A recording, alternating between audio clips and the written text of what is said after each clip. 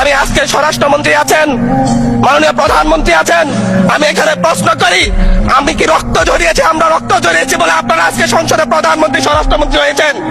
স্বরাষ্ট্রমন্ত্রী আইনের ব্যাখ্যা না দিয়ে আইনমন্ত্রী আইনের ব্যাখ্যা দিবেন।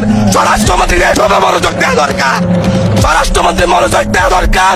সারা দেশে কোথায় কোথায় সন্ত্রাসীরা রয়েছে সেই সকল সন্ত্রাসীদের তালিকা করে তাদেরকে বিচারের ব্যবস্থা করা দরকার। স্বরাষ্ট্রমন্ত্রীর উচিত মাননীয় সদস্য নেতাকর্মীরা হত্যার শিকার হয়েছে তাদের বিচারের ব্যবস্থা করা দরকার। মাননীয় স্পিকার, আমরা বলেছি নতুন বাংলাদেশ দিব। আমরা নতুন বাংলাদেশ আবার প্রতারণার রাজনীতি দেখতে চাই না, প্রবঞ্চনার রাজনীতি দেখতে চাই না।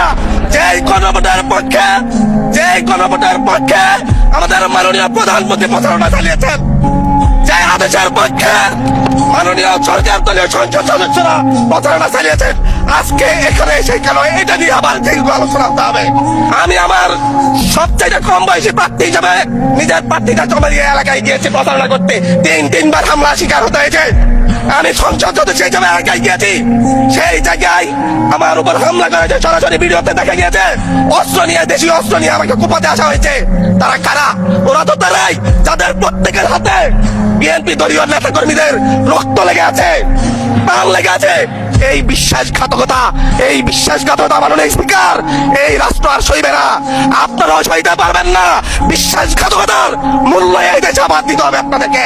আপনারা যারা আপনাদের ভাইদের রক্ত জড়িয়েছে, খুন করেছে, খুনের মামলা আছে, তাদেরকে আবার পুনর্বাসিত করে আমাদেরকে খুন করার জন্য লেগে দিচ্ছেন।